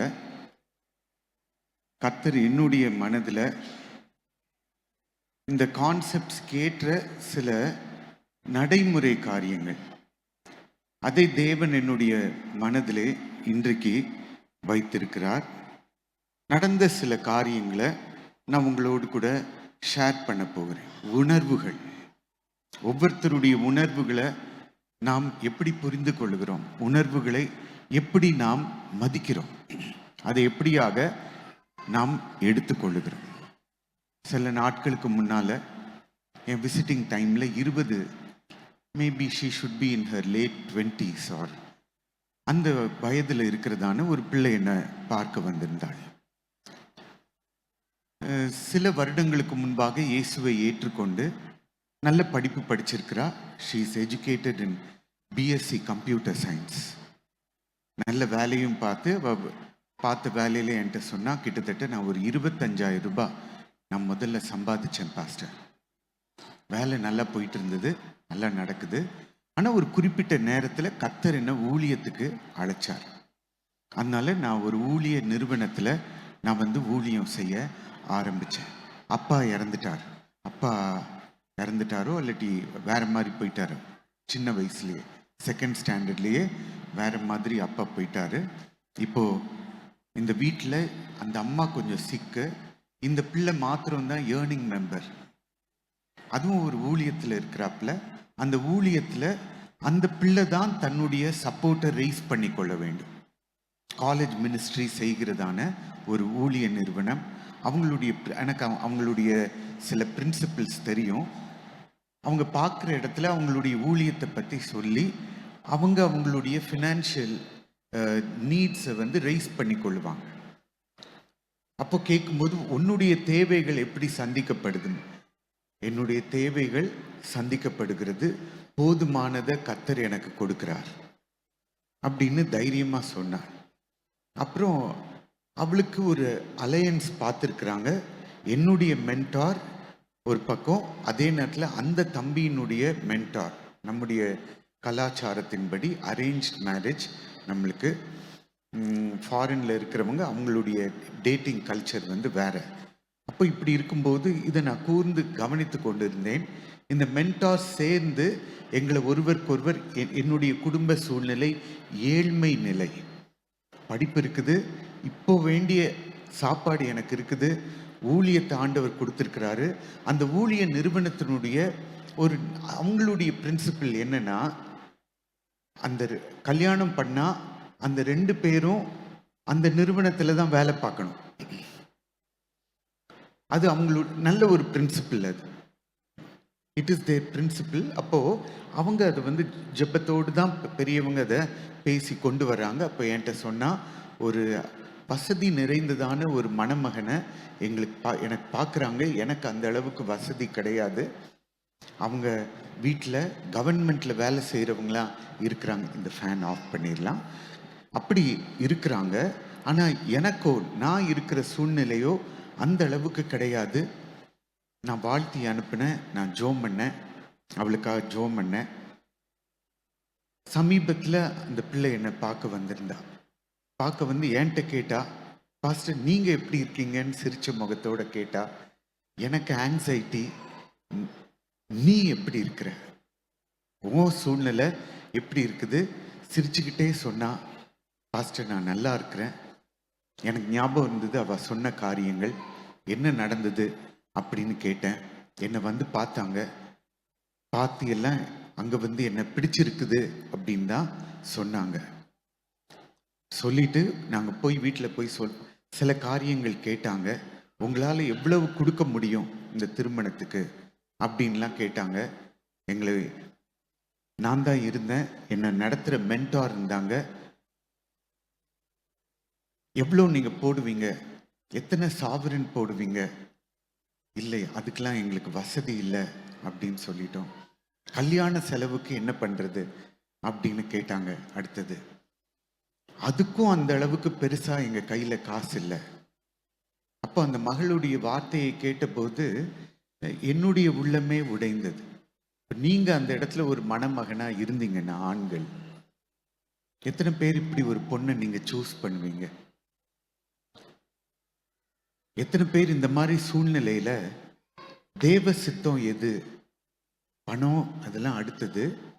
அப்போ அவங்க அந்த நேரத்தில் என்கிட்ட பிடிச்சிருக்குதுன்னு சொல்லிட்டு போனாங்க பாஸ்டர். ஆனால் போய் நாங்கள் தகவல் சொல்கிறோம் அப்படின்னு சொன்னாங்க. அந்த நேரத்தில் அவங்க வந்து மறுத்து விட்டாங்க. they refused. உன்னுடைய நிலைமை எனக்கு புரியுதுமா, இது ரொம்ப கஷ்டமான நிலைமை. அவ சொன்னா, இதுல இருந்து வெளியில வர்றதுக்கே எனக்கு 2 வாரம் ஆச்சு பாஸ்டர். அவ்வளவு வேதனையான சூழ்நிலை. அவ she is the only working member. ஆனாலும் தன்னுடைய வருத்தத்தை என்கிட்ட கொட்டி கொண்டிருந்தாள். அதன் மத்தியில என்னுடைய தங்கை, அவள் படித்து கொண்டிருக்கிறாள். 10 வருஷம் ஃபோன் பண்ணாத ஒருத்தர் திடீர்னு ஃபோன் பண்ணி, முந்தின நாள் சிஸ்டர் தங்கை கேட்டாலாம், அக்கா அடுத்த நாள் நான் 5000 ரூபாய் காலேஜ் ஃபீஸ் பே பண்ணணும், எனக்காக ஹெல்ப் பண்ணுங்க, ஜோம் பண்ணிக்கோங்க. இவளும் ஜோம் பண்ணிட்டு இருக்கிறா. 10 வருஷம் கான்டாக்ட் பண்ணாத ஒருத்தர் ஃபோன் பண்ணி நீங்கள் எப்படி இருக்கீங்க அப்படின்னு கேட்டு, உன் குடும்ப சூழ்நிலைக்காக நான் 5000 அனுப்புறேன்னு அவரே அனுப்புனாரா, இவா சொல்லாமலே. அன்னைக்கு தேவையான பணம் 5000 ரூபாய். அப்போ அவ என்கிட்ட சொன்னா, எங்க அம்மா இப்பதான் சில வருஷங்கள் தான் ரட்சிக்கப்பட்டு ஆச்சு, உங்ககிட்ட ஜோம் பண்ண சொன்னாங்க, நான் ஜோம் பண்றேன். உன்னுடைய சூழ்நிலைக்காக ஜோம் பண்றது மாத்திரம் இல்லை, அப்படி உன்னுடைய கல்யாணம் ஃபிக்ஸ் ஆகி எல்லாம் நடைமுறைக்கு வரும்போது உனக்கு சபையிலிருந்து ஹெல்ப் பண்ணுவோம், நான் ஹெல்ப் பண்ணுவேன். அதுக்காக தான் தேவன் சபையை வச்சிருக்கிறாரு. ஹல்லேலூயா, ஸ்தோத்திரம். அந்த பிள்ளை சொன்ன ஒரு முக்கியமான வார்த்தை, எனக்கு பண உதவி இது இருக்கட்டும் பாஸ்டர், அடுத்த பக்கம் எமோஷனலா என் கூட நிக்கிற ஆட்களை நான் பார்க்குறேன், அவங்க இருந்தா போதும், பண உதவிலாம் அடுத்தது தான். நான் சொன்னேன், நான் உன் கூட இந்த சூழ்நிலையில எமோஷனலா நான் நிக்கிறேன், உன்னுடைய வருத்தமான இந்த காரியத்துல நான் பங்கெடுக்கிறேன் அப்படின்ன போது அந்த இடத்துல தேவனுடைய ஒரு மனம் வெளிப்பட்டது. எனக்கு நல்லா தெரியும், இந்த குழியிலிருந்து அந்த பிள்ளையை தேவன் தூக்கி எடுப்பார். ஹல்லேலூயா. நம்ம தேவன் அப்படிப்பட்ட ஆண்டவர். ஹல்லேலூயா. இன்னைக்கு சொன்னாங்க, மிதிக்கப்படுற ஒரு அனுபவம், மதிக்கப்படுற அனுபவம். எனக்கு தெரியும் அந்த பிள்ளைக்குள்ள அவ்வளவு ட்ரெஷர்ஸ் இருக்குது, அவ்வளவு பொக்கிஷங்கள் இருக்கிறது. இப்போ வெளிப்பிரகாரமா பார்க்கும்போது பணம் இல்லாத ஒரு சூழ்நிலை இருக்கலாம், பட் ஆனா தேவ சாயல், தேவ மகிமை அந்த பிள்ளைக்குள்ள இருக்கிறது. கர்த்தர் அதை விட மாட்டார். ஆமென். உணர்வுகள். அப்போ இந்த நம்ம பண ரீதியாக உதவி செய்யறது அடுத்தது. ஆனா இப்படி இந்த மாதிரி ஆட்களோடு கூட உணர்வு ரீதியாக நிற்க முடியுமா? Will you be able to stand with people who are in such a situation? ஸ்தோத்திரம். இன்னொரு சகோதரி என்னை பார்க்க வந்தாங்க. அவங்க சொன்னது, ஒருத்தர் இந்த தெருவில் தான் இருந்தார். ரொம்ப வருஷத்துக்கு முன்னால் நாங்கள் சின்ன பிள்ளைங்களா இருக்கும்போது அவரோட சேர்ந்து விளையாடுவோம். நல்லா விளையாடுவார். நிறைய பொருள்லாம் கொண்டு வந்து சாப்பிட்றதுக்கு கொடுப்பார். திடீர்னு நைட்டில் தான் ஃபுட்பால் விளையாடுவோம், கிரிக்கெட் விளையாடுவோம். ரொம்ப இதாக இருக்கும். ரொம்ப என்தூசியாஸ்டிக் பர்சனாக அவர் இருப்பார். அப்புறம் நல்லா பழகுவார், ஆட்களோடு பழகுவார். திடீர்னு ஆப்பிள் வெட்டி கொண்டு வந்து வெளியில் வந்து நாங்கள் விளையாடிட்டு இருக்கும்போது கொடுப்பார். அவர் எங்களை விட ரொம்ப வயதில் பெரியவர். என்னை வந்து பார்த்த அந்த அம்மா இன்னைக்கு சொன்னாங்க, பாஸ்டர், அந்த நபர் தான் என் ஹஸ்பண்ட். அவர் எனக்கு ரெண்டாவதா வந்து அவர் அமைஞ்சாரு. ஏதோ ஒரு சந்தர்ப்ப சூழ்நிலையில அக்காவை கட்டி இதாச்சு. எங்களுக்கு 4 பிள்ளைங்க. எங்களை தகாத வார்த்தைகளை போட்டு என்னை திட்டுறாரு. இப்படி திட்டி சில வருஷங்களுக்கு முன்னால இப்படி இருந்தபடினாலே இன்னைக்கு மண்டை குழம்பி மென்டலி அவரை பார்த்து ரொம்ப வருஷம் ஆயிடுச்சு. எனக்கும் மென்டலி அவரை அஃபெக்டட் ஆகி ஒரு இடத்துல இருக்கிறாரு. வேலை போச்சு, அந்த செல்வம் போச்சு. இப்படி தகாத வார்த்தைகள்னா சாதாரணமானதல்ல, கேரக்டரை குறை சொல்லக்கூடிய வார்த்தைகள், ஒரு பெண் கேட்கக்கூடாத அப்படிப்பட்ட வார்த்தைகள். அந்த மாதிரி வார்த்தைகளை சொல்லி என்னை அவர் திட்டி இருக்கிறார். இந்த மாதிரி ஆண்களை நான் பார்த்துருக்கிறேன். அவங்களுக்கும் அந்த ஆளுக்கும் சம்பந்தம் இருக்காது, கேரக்டர் சொல்லி திட்டுவாங்க. சில பேர் தன்னுடைய மனைவியை சொல்லி திட்டுவாங்க, மற்றவங்க மனைவியை சொல்லி திட்டுவாங்க. இந்த மாதிரி ஆட்கள் பொதுவா லூஸ் மாரல்ஸ்ல இருப்பாங்க. அவங்களுடைய வாழ்க்கையை மறைக்கிறதுக்கு அவங்க தன்னுடைய மனைவியும் திட்டுவாங்க, மற்றவங்களையும் சொல்லுவாங்க.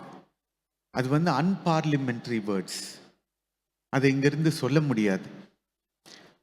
அப்போ அந்த அம்மா சொன்னாங்க, இப்போ புருஷன்தான் இப்படி பண்ணிட்டு போனாரு அப்படின்னு பார்த்தா, என் பையன் இப்போ 4 பிள்ளைங்க இருக்காங்க, ஏதோ சில பிள்ளைங்களை எடுத்து வளர்க்குறாங்க.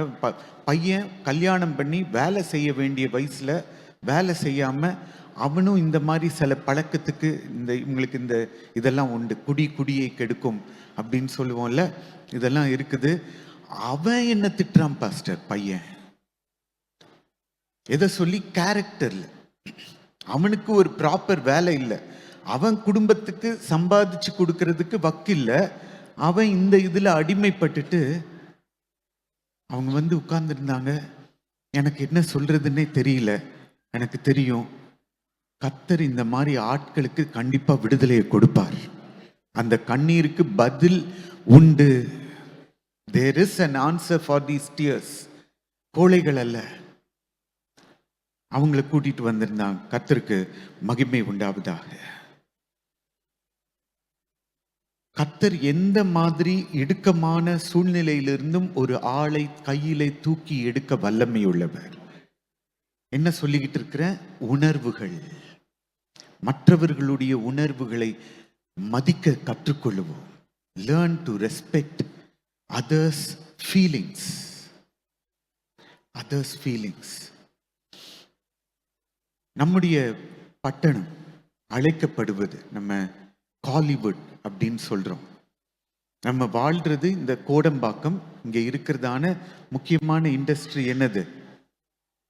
Cine industry. சரியா? சினிமா துறை நம்ம இருக்கிற இடத்துல இருக்கிறது. ஸ்தோத்திரம். சினிமா துறையை வித்தியாசமான கண்ணோட்டத்திலே ஒரு காலகட்டத்திலே கிறிஸ்தவ உலகத்திலே நாம் பார்த்தோம். நான் தப்பு ரைட்டு அதெல்லாம் சொல்ல வரல. நான் அதை எதுவும் இங்கே இந்த இடத்துல ஜட்ஜ்மெண்ட் எல்லாம் சொல்ல வரல. ஆனால் பல வருஷங்களாக நானும் இந்த கோடம்பாக்கத்தில் இருந்து வளர்ந்ததுனால எனக்கு சினி மியூசிஷியன்ஸோட எனக்கு கான்டாக்ட் இருந்தது. ஒருவேளை நான் ஊழியத்துக்கு வராமல் இருந்திருந்தேன்னா நான் இன்னைக்கு ஏதாவது ஒரு 5 ஸ்டார் ஹோட்டல்ல பியானோ வாசித்துட்டு இருந்திருப்பேன். எனக்கு அந்த வேலை பிடிச்சிருந்தது. அல்லாட்டி கர்த்தருக்குள்ள இல்லைன்னா அப்படி ஒரு வாழ்க்கையை நான் கற்பனையே செய்து பார்க்க கூடாது. இங்க இருக்கிறதான சில முக்கியமான மியூசிஷியன்ஸோடு கூட நான் ஒர்க் பண்ணியிருக்கிறேன். அவங்க எனக்கு ஹெல்ப் பண்ணியிருக்கிறாங்க. அப்படிப்பட்ட ஆட்கள் எனக்கு பழக்கம். அதனால சினிமாவில் அங்கே என்ன நடக்குது, அவங்களுடைய ரீ ரெக்கார்டிங் இண்டஸ்ட்ரி, டப்பிங் இண்டஸ்ட்ரி, அது எனக்கு தெரியும். அதனால் கர்த்தர் அந்தந்த இடத்துல அந்த மாதிரி ஆட்களை தானே தேவன் வைப்பார். அநேக வருஷங்களுக்கு முன்பாக நம்முடைய சபைக்கு ஒரு டைரக்டர் கொண்டிருந்தார். அந்த டைமில் அவர் நான் படம் பார்க்காததுனால எனக்கு தெரியாது அவர் எந்த அளவுக்கு ரெப்யூட்டட் டைரக்டர் அப்படின்னு எனக்கு தெரியாது. தொடர்ந்து பல வருஷங்களாக அவர் சபையிலே உட்கார்ந்திருப்பார், சத்தியத்தை கேட்பார். அவரை குறித்து இப்பொழுது கேள்விப்படுகிறேன், இண்டஸ்ட்ரியில் அவருக்கு நல்ல கண்ணியமான பெயர் இருக்கிறது, நல்ல மதிப்புக்குரிய ஒரு மனுஷன் அப்படின்னு கேள்விப்படுறேன். ஆனால் அந்த டைமில் என்னுடைய தகப்பனார் ஒரு நாள் சண்டே மார்னிங் பேசும்போது இந்த சினி இண்டஸ்ட்ரியை பற்றி, இந்த அசுத்தமான இண்டஸ்ட்ரியோ இல்லாட்டி பாவம் நிறைந்ததான ஒரு இண்டஸ்ட்ரினோ என்னமோ பேசிட்டாங்க. ஒருவேளை அவங்க நின்ன புல்பிட்டில் அந்த காலத்தில் நானும் நின்றிருந்தா இதே வார்த்தையை தான் நானும் பேசியிருப்பேன். என்னுடைய புரிதலும் அந்த காலத்திலே அதுதான். That was my understanding. அவர் அதை கேட்டு, அந்த வார்த்தையை கேட்டு அது அவருக்கு அஃபென்சிவாக இருந்திருக்கிறது. அப்போ அவர் கேட்டு விட்டிருக்கிறார் சில மூத்த விசுவாசிகள்கிட்ட, பாஸ்டர் இப்படி நான் எங்களுடைய இண்டஸ்ட்ரியை பற்றி இப்படி பேசலாம்? வேற யாரும் இல்லை, என் தகப்பனாரை பற்றி தான். எப்படி பேசலாம்? நாங்கள் எங்கள் இண்டஸ்ட்ரியில் எங்கள் வேலையை பார்த்துட்டு இருக்கிறோம். அவர் எப்படி தன்னுடைய பாஸ்டர் தொழிலை செய்கிறாரோ அதே மாதிரி டைரக்ஷன் என்பது என்னுடைய தொழில். என்னுடைய தொழிலை ஏன் பாஸ்டர் இப்படி பேசுகிறார் அப்படின்னு கேட்டு அவர் சர்ச்சுக்கு வரதையே நிறுத்திட்டார். அப்புறம் கேள்விப்பட்டேன் வேற ஒரு சபைக்கு போறாரு. சரி, எங்கேயோ போய் இயேசுவை தொழுது கொள்றாரு, நல்லா இருக்கட்டும், கர்த்தருக்கு ஸ்தோத்திரம். அப்புறம் இன்னொரு சபைக்கு போறாருன்னு கேள்விப்பட்டேன். ரீசெண்டாக அவருக்கு நல்ல ஒரு மூத்த வயது அடைஞ்சிருக்கிறாரு. அவரை உட்கார வச்சு ஒரு பூசாரி அவரையும் அவர் மனைவியும் என்ன பண்றாங்க, ஆசீர்வாதம் பண்றாங்க. இவர் கிறிஸ்டியன், இவர் பெயரளவிலா இல்லாட்டி இது மனைவி இந்து. அதை பார்க்கும்போது எனக்கு கொஞ்சம் கஷ்டமா இருந்தது. இப்படி ஒரு காரியம் இவருடைய வாழ்க்கையில ஏற்பட்டு, சரி என்னமோ அன்னைக்கு பேசினாங்க, இன்னைக்கு அவர் எப்படி கர்த்தருக்குள்ளாக இருக்கிறார் அதே சகோதரன் அப்படின்ற ஒரு பெரிய கேள்விக்குறி எனக்குள்ளாக இருக்கிறது. அதனால இவைகளெல்லாம் பார்க்கும்போது நம்முடைய சபையிலே இந்த சினிமா இண்டஸ்ட்ரியில பணி செய்கிறவர்கள் அநேகர் இருக்கிறார்கள். அதை குறித்து சந்தோஷப்படுறோமா, வெட்கப்படுகிறோமா, அல்லாட்டி கேள்விக்குறி வைத்திருக்கிறோமா? அப்போ சமீபத்தில் என்ன ஒரு டப்பிங் ஆர்டிஸ்ட், டப்பிங் செய்கிறதான ஒரு சகோதரி அந்த மகளை குடும்பமாக எங்களுக்கு தெரியும். அப்போ அவள் வந்து சந்தித்து என்னுடைய சொந்தக்காரர்கள் சில பேர் நான் செய்கிற இந்த தொழிலை குறித்து சில பேர் கொஞ்சம் இழிவாக பேசுகிறார்கள். நான் சொன்னேன், அவங்க வந்து ரட்சிக்கப்பட்ட ஆட்கள் தான் இப்படிலாம் பேசுவாங்க, நீ அதை புரிஞ்சுக்கோ. அபிசுவாசிகள் இப்படி பேச மாட்டாங்க. இவங்க வந்து தீஸ் பீப்புள் இவங்க வந்து ஹோலியர் தேன் தவ் ஆட்டிடியூட். உன்னை விட நான் வந்து வசதி, உன்னை விட நான் வந்து பரிசுத்தத்தில் ஜாஸ்தி, இங்கே தான் விழுகையே ஆரம்பிக்கும். பாஸ்டர், இப்படி ஒரு சூழ்நிலையில் நான் இருக்கிறேன், எனக்கு படிப்பு இருக்குது, மற்றவங்கெல்லாம் சொன்னாங்க வீட்டில், ஆனால் இந்த டப்பிங் வேலையை விட்டுட்டு வேற ஏதாவது கூட வேலைக்கு போகலாம். ஆனால் இவ சொன்னா, நான் அவளுடைய டப்பிங் இதை நான் பார்த்துருக்கிறேன், அவளுடைய ஸ்டூடியோவுக்கும் நான் போய் அங்கே ஜோம் பண்ணியிருக்கிறேன். மிக கண்ணியமான பெண், மிக கண்ணியமான அருமையான குடும்பம். அவ்வளோ இதாக இருக்கும். அந்த பிள்ளை எனக்கு ஒரு சின்ன கிளிப்பிங் போட்டு எனக்கு பேசி காமிச்சா, பாஸ்டர் இந்த இது பாருங்கள், இப்போ நான் இந்த ஸ்கிரிப்டை வச்சு நான் பேசுகிறேன்னு. நானும் அதெல்லாம் பேசியிருக்கிறேன், பேசி எனக்கு வரவே இல்லை. ஜீசஸ்க்கு வாய்ஸ் கொடுக்க சொன்னாங்க சில வருஷத்துக்கு முன்னால். அதுக்குன்னு ஒரு ப்ரொஃபஷனலிசம் இருக்குது. சரி, பாஸ்டருடைய வாய்ஸ் நல்லா இருக்கு அப்படின்னு நான் போய் அங்கே அவர் ஜீசஸ் வாய ஆரம்பிக்கிறாரு, எனக்கு வரல. இங்கே அதுக்கு ஒரு ப்ரொஃபஷனலிசம் இருக்குது அதுக்கு. அப்போ நான் சொன்னேன், ஸ்டூடியோ டைமை வேஸ்ட் பண்ணாதீங்க, என்னை விட்டுருங்க. இந்த 1 மணி நேரம் 400 ரூபாய் இருக்கும் ஸ்டூடியோ டைமு, வேற நல்ல ஒரு ப்ரொஃபஷனலை வச்சு நீங்கள் பண்ணுங்க அப்படின்னு அவங்ககிட்ட சொல்லிட்டு வந்துட்டேன். ஆனால் இந்த பிள்ளை இந்த மாதிரி இதை ப்ரொஃபஷனலாக பண்ணக்கூடிய பிள்ளை. அவ சொன்னா, 3 வயசுலேருந்து நான் இதை பண்ணிட்டு இருக்கிறேன் பாஸ்டர். சொன்னேன், நீ குழந்தை நட்சத்திரம்னு சொல்லுவாங்க, you are a baby dubbing artist. அதை மிகவும் ஸ்கில்டாக பண்ணக்கூடிய ஒரு மகள். அப்போ நான் இந்த தொழிலில் இருக்கிறது குறித்து நீங்கள் என்ன சொல்றீங்க? கர்த்தருடைய கிருபையினால தேவன் என்னை பரிசுத்தமாக வச்சிருக்கிறாரு. அந்த தொழிலில் இருக்கிறவங்களுக்காக நான் ஜெபிக்கிறேன். அந்த இடத்துல நான் அநியாயமாக அல்லாட்டி கண்ணியம் இல்லாமல் ஆண்களோட பேசுறது கிடையாது. எங்கள் அப்பாவும் டப்பிங் ஆர்டிஸ்டாக இருந்தாங்க. நான் சொன்னேன், கர்த்தர் உன்னை வச்சிருக்கிற அந்த இடத்துல நீ கர்த்தருக்காக பிரகாசிக்கிற ஒரு விளக்கா இரு மகளே. ஹல்லேலூயா. ஆமா, இன்னைக்கு வந்துகிட்டு இந்த தொழில் தவறான தொழில், பாவமான தொழில், அது வேற தொழில், அது இருக்குது. அதை நான் சொல்ல வரல. நான் அவளை பார்த்து சொன்னேன், எந்த தொழில் வேணாலும். இன்னைக்கு நம்ம ஊழியத்தில் பார்க்குறோம், சில பேர் ஊழியத்துக்கு வந்து இங்கேயே பரிசுத்தம் இல்லாம கீழே விழுந்து கிடக்கிற ஆட்கள் இருக்கிறாங்க, சில கேசுகள் இருக்கிறாங்க.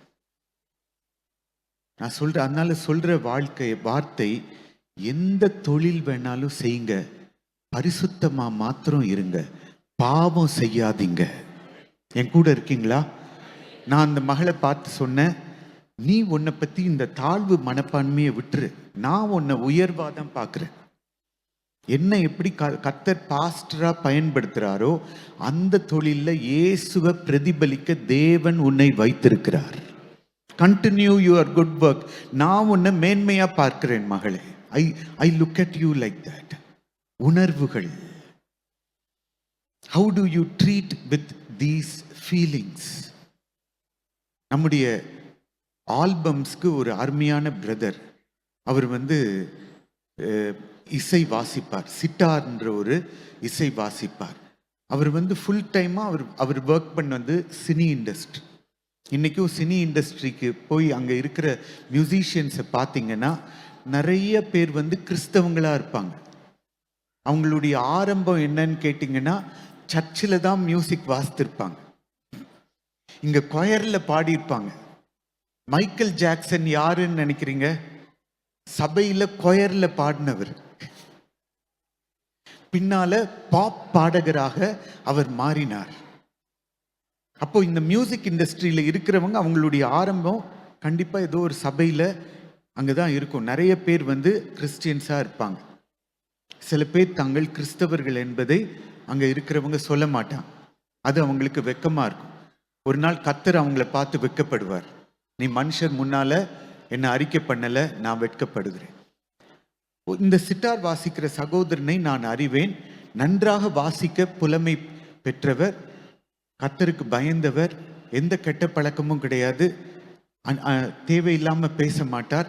தன்னுடைய வாசிக்கிற வேலை முடிஞ்சதுன்னா நோட்ஸ் எல்லாம் இது பண்ணிட்டு தனியாக உட்காந்து ஜோம் பண்ணி கொண்டு இருப்பார், பைபிள் வாசித்து கொண்டு இருப்பார், ஸ்டூடியோலே கொண்டு வருவார். அப்படியாக நல்லா ஜெபிக்கக்கூடியவர். சினிமா இண்டஸ்ட்ரியில் அவர் தன்னுடைய வேலையை செய்கிறார். For bread and butter re recordings வருது.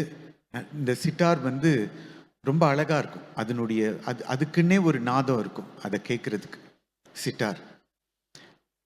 அப்போ பல வருஷங்களாக அங்க இருந்த அந்த சகோதரர் ஒரு நாள் சொன்னார், கர்த்தர் என்ன அங்கிருந்து வெளியில வர சொல்லிட்டார் பாஸ்டர். நான் அங்கிருந்து வெளியில வந்துட்டேன். என்னன்னு கேட்டேன். சில சீன்ஸ் இருக்குது, கோயில் சீன்ஸ் எல்லாம் கொண்டு வந்து அதில் எங்களை பிரத்யேகமாக இந்த இன்ஸ்ட்ருமெண்ட் அதுக்கு அந்த இதுக்கு ரொம்ப நல்லா இருக்கும். அந்த ஸ்ட்ரிங்கை போட்டு எல்லாத்தையும் இது பண்ணி அநேக சீன் இந்த மாதிரி வந்துச்சு. ஒரு நாள் ஆண்டவர் பேசினாரு, நான் உன்னை போஷிப்பேன். ஆனால் அந்த ஃபீல்டில் இருக்கிற வரைக்கும் தன்னுடைய இதை காத்து கொண்டு இன்றைக்கு அவர் கர்த்தருடைய வேலையும் நேர்த்தியாய் செய்து கொண்டு இருக்கிறார். ஹல்லேலூயா. நான் அதனால இதில் சொல்ல வர்றது என்ன வேலை செஞ்சாலும் பரிசுத்தமா இருப்போம். பாவத்துக்கு மாத்திரம் இடம் கொடுக்க வேண்டாம், பாவம் மாத்திரம் செய்ய வேண்டாம். மற்றவர்களுடைய உணர்வுகளை புரிந்து கொள்ளுவோம், அறிந்து கொள்ளுவோம். நம்மளுக்கு சம்பந்தமில்லாத சில பேருடைய உணர்வுகளை தேவன் சந்திக்க வைப்பார். இன்னொரு சகோதரி வந்தாங்க என்ன சந்திக்கிறது. நம்ம சபையை சேர்ந்து ஒருத்தர் தான் கூட்டிட்டு வர்றாங்க. புதுசா வந்திருந்தாங்க, பொட்டுலாம் வச்சிருக்கிறாங்க. அந்த மாதிரி ஆட்களை பார்த்தா எனக்கு ரொம்ப சந்தோஷம். அவங்கள பார்த்து சொன்ன, வணக்கம், வாங்க உட்காருங்க அப்படின்னு சொன்னா, அந்த அம்மாவுக்கு தன்னுடைய தேவையை சொல்றதுக்கு அப்படியே நாக்கு வரல. அப்புறம் மெதுவா சொல்ல ஆரம்பிச்சாங்க. ஒரு இடத்துல வீடு கட்ட ஆரம்பிச்சோம் ஐயா, வீடு கட்ட ஆரம்பிச்சு வீடெல்லாம் கட்டி முடிச்சு எல்லாம் முடிஞ்சுது. கிரகப்பிரவேசம்லாம் வச்சு வீட்டுக்குள்ள போன பிறகு பக்கத்துல இருக்கிற ஒரு அரசியல் சம்பந்தப்பட்ட ஒரு ஆளு அந்த வீட்டின் மேல ஒரு புகார் கொடுத்து வீட்டுக்கு சீல் வச்சுட்டாங்க. அந்த வீட்டுல இன்னைக்கு நாங்க கட்டின வீடு தான், அதுல குடியிருக்க முடியல அப்படின்னு தன்னுடைய பிரச்சனை நிமித்தமா அவங்க தாங்க முடியாம அழுதாங்க. அதனால நான் வெளியில ஒரு வீட்டில் நான் இருக்கிறேன். அப்புறம் சொன்னாங்க, அந்த வீடு அப்ரூவ்டு இல்லாத ஒரு நிலம் தான் அங்க கட்டப்பட்டது. இதுல நடந்ததான ஒரு டிரான்சாக்ஷன். அந்த மனுஷன் எங்கிட்ட கொஞ்சம் பணம் கேட்டாரு. அந்த அளவுக்கு பணம் எங்களால கொடுக்க முடியல. எவ்வளோ கேட்டாருன்னு கேட்டேன். 5ல் ஆரம்பிச்சதுயா, அப்புறம் 10 ஆச்சு, 20 ஆச்சு, எவ்வளோ லட்சம். இப்போ வீடு கட்டினதே அவ்வளோ கஷ்டப்பட ஒரு பக்கம் கட்டியிருக்கோம். இப்போ இந்த ஆள் இப்போ இது சைட்ல இருந்து கேட்டு அதை ரிலீஸ் பண்றதுக்கு இப்படி ஆனதுனால, இப்படி அந்த ஆள் நிமித்தமாக ஒரு கடினமான ஒரு பாதையில நாங்க இருக்கிறோம். இயேசுவை பத்தி சில வார்த்தைகளை சொல்லி கர்த்தருடைய ஆவியானவர் அவங்களுக்கு என்ன இந்த உணர்வுல என்ன ஆலோசனை கொடுப்பார் அப்படின்னு பார்த்துக்கிட்டு இருந்தேன். கர்த்தருடைய ஆவியானவர் அவங்களுக்கு கொடுத்த ஆலோசனை, நீங்க அந்த ஆளை எதிரியா நினைக்காதீங்க. அந்த ஆள் உங்களுக்கு விரோதமா செயல்பட்டுட்டாரு, ஆனா அதுக்கு பின்னால இருக்கிறது பிசாசு. நான் சொன்னேன், இந்த ஆலோசனையை புதுசா வந்தவங்களுக்கு சொல்ல மாட்டேன், சபையில இருக்கிற விசுவாசிகளுக்கு சொல்ற ஆலோசனைய கர்த்தர் உங்களுக்கு சொல்றாரு. அந்த ஆளை ரிலீஸ் பண்ணிருங்க. ஆனா இதுக்கு பின்னால ஒரு பேய் இருக்கு, அந்த பேயை நம்ம விட மாட்டோம். இதுல இருந்து கர்த்தர் உங்களுக்கு கண்டிப்பா இந்த சூழ்நிலையில விடுதலை தருவார். ஆமென் அப்படின்னு ஜோம் பண்ணி அனுப்பினேன். உணர்வுகள் இப்படி பல கண்ணீர்ல இருக்கக்கூடியதான சூழ்நிலைகள். கடைசியா ஒரே ஒரு சம்பவத்தை மாத்திரம் சொல்லி நம்ம ஜெபிக்க போகிறோம். நம்முடைய உணர்வில் இருந்து வித்தியாசமான உணர்வில் இருக்கிறவர்களை தேவன் நம் பட்சத்திலே கொண்டு வருவார். அவர்களுடைய தேவைகளோடு கூட நாம் இணையும் போது உங்கள் உணர்வுகள், உங்கள் தேவைகள் சந்திக்கப்படும். ஹல்லேலூயா. ஆமா, ஒரு ஊழியருடைய சாட்சியை சமீபத்தில் நான் கேட்டுக்கிட்டு இருந்தேன். அந்த ஊழியர் எனக்கு தனிப்பட்ட விதத்திலையும் எனக்கு தெரியும். அவர் சொல்லிட்டு இருந்தாரு, எங்க சபையில் ஒரு ஒரு ஒரு புருஷன் ஒரு மனைவி கவுன்சிலிங்காக என்கிட்ட கூட்டிட்டு வந்தாங்க. இயேசு எப்படிப்பட்ட ஒரு தலைமைத்துவத்தை அவர் ஃபாலோ பண்ணினார். தலைமைத்துவத்தில் பல வார்த்தைகளை பயன்படுத்துவோம். லீடர்ஷிப் அப்படின்னு வரும்போது ஆட்டோகிராட்டிக் லீடர்ஸ் அப்படின்னு சொல்லுவோம். அப்படின்னா கடுங்கோலால் ஆளுமை செய்கிறவர்கள், ஹிட்லர் மாதிரி. டூ வாட் ஐ சே அப்படின்னு சொல்ற ஆட்கள், இப்படி லீடர்ஷிப் பண்றவங்க இருக்கிறாங்க. இன்ஃப்ளூயன்ஸ், லீடர்ஷிப் இஸ் இன்ஃப்ளூயன்ஸ் அப்படின்னு அதனுடைய ஒரு குரு ஜான் மேக்ஸ்வெல், லீடர்ஷிப் என்பது தலைமைத்துவம், மற்றவர்களை ஆதாயப்படுத்துவது, மற்றவர்களை ஒரு சாட்சியின் காரியமாக மாற்றுவது, நீங்கள் ஒரு முன்னுதாரணமாக இருப்பது என்று சொன்னார். ஆனால் இயேசுவுடைய லீடர்ஷிப்பில் இதெல்லாம் பார்க்கும்போது வேதத்தில் ஒரு வித்தியாசமான லீடர்ஷிப்பில் சொல்லப்பட்டிருக்கிறது. அது என்னன்னு பார்த்தீங்கன்னா சர்வன்ட் லீடர்ஷிப். எல்லாரும் சொல்லுவீங்களா அந்த வார்த்தையை? நிறைய கம்பெனிஸ் இந்த சர்வன்ட் லீடர்ஷிப் வந்து பைத்தியக்காரத்தனம் அப்படின்னு போன நூற்றாண்டு வரைக்கும் பேசிக்கிட்டு இருந்தாங்க. ஆனால் இப்போ இந்த சர்வன்ட் லீடர்ஷிப்பை கற்றுக்கிடுறதுக்காக எவ்வளோ லட்சக்கணக்கான ரூபாய்கள், டாலர்ஸை செலவு பண்ணி இன்றைக்கு எக்ஸ்பர்ட்ஸை கொண்டு வந்து அவங்களுடைய கம்பெனிஸில் இந்த சர்வன்ட் லீடர்ஷிப்பை கற்றுக் கொடுக்குறாங்க. ஏன் இன்னைக்கு நிறைய கம்பெனிஸில், ஆஃபீஸஸில் படித்தவங்களுக்கு குறைவே இல்லை. அதனால வந்தது என்ன? Ego clashes. நீ பெரியவனா, நான் பெரியவனா. இயேசுவினுடைய இதுலயே இது இருந்தது. இன்னைக்கு பார்த்தோம், முதல்ல கேட்டாங்க பரலோக ராஜ்யத்துல யார் பெரியவனா இருப்பான், ஸ்கேல் வச்சிருக்கிறாங்க. அதை பத்தி கேட்டான்னா இங்க விடுவானா? நம்மில் யார் பெரியவங்கன்னு சண்டை போட்டுக்கிட்டு இருந்தான் இயேசுவினுடைய சீஷர்களை. அவங்க மத்தியில இயேசு வந்து இப்படிப்பட்ட ஒரு சர்வன்ட் லீடர்ஷிப்பை கர்த்தராகிய இயேசு கிறிஸ்து அந்த உணர்வுகளை அறிந்து அவர் சொன்னார், அவர் அதை ஹேண்டில் பண்ணார். கர்த்தராகிய இயேசு கிறிஸ்து இந்த கவுன்சிலிங் செஷன்ல ஒரு குடும்பம் வந்து உட்கார்ந்து இருக்கிறாங்க. அந்த கணவர் அவர் வந்து குடிக்கு அடிமைப்பட்டிருக்கிறார், சில வஸ்துக்களுக்கு அடிமைப்பட்டு. முதல் செஷன் முடிஞ்சது, கவுன்சிலிங் பண்ணி அந்த பாஸ்டர் அனுப்பிட்டார். போயிட்டு வாங்க பிரதர். கொஞ்ச நாள் ஆகுது. அடுத்த சில வாரங்கள் கழிச்சு அந்த ஹஸ்பண்ட் அண்ட் ஒய்ஃப் அதே கம்ப்ளைண்ட், இன்னும் இவருக்குள்ள அடிக்ஷன் இருக்குது. அந்த நேரத்திலையும் டைம் எடுத்து அந்த போதகர் உட்கார்ந்து அவருக்கு வேண்டிய ஆலோசனை எல்லாம் சொல்லி அவர் அனுப்பியிருக்கிறார். கொஞ்சம் வாரங்கள் போகுது. 3வது வாரமும் அதே கம்ப்ளைண்ட். பைபிள் புஸ்தகம் எல்லாத்தையும் ஒரு இடத்துல வச்சார். ஆவியானவரே, இவருக்கு என்ன சொல்றீங்க நீங்க? இவருக்கு 2 வாரம் நான் வேண்டிய ஆலோசனைகள் எல்லாத்தையும் சொல்லிட்டேன், இவர் எதுக்கும் எனக்கு கீழ்ப்படியில. இந்த சூழ்நிலையில நான் என்ன பண்றது? இந்த போதகர் எழும்பினார். அங்க ஒரு பேசன் இருந்தது, ஒரு டவல் இருந்தது. அதுல தண்ணியை ஊத்தி இவர் காலில் வச்சு அதை கழுவுறதுக்கு வந்தார். அவர் சொன்னார், பாஸ்டர் நீங்க ஏன் காலை கழுவக்கூடாது? வேண்டாம் வேண்டாம். இந்த போதகர் சொன்னார், ஆவியானவர் சொல்றார், உங்க காலை கழுவ சொல்றார். நீங்க என்ன சூழ்நிலையில இருக்கிறீங்களோ இன்னைக்கு காலை கழுவி உங்களுக்காக ஜெபிக்க கர்த்தருடைய ஆவியானவர் என்னை ஏவுகிறார். சொன்ன மாதிரியே காலை கழுவி ஜோம் பண்ணார். அன்னைக்கு அந்த அடிக்ஷன் பிரேக் ஆச்சு அந்த மனுஷனுக்கு. அவருக்கு அந்த காட்சி கண் முன்னாலே நின்னுச்சு. என் போதகர் என்னுடைய காலை கழுவி எனக்காக ஜெபம் பண்ணினார். The addiction broke.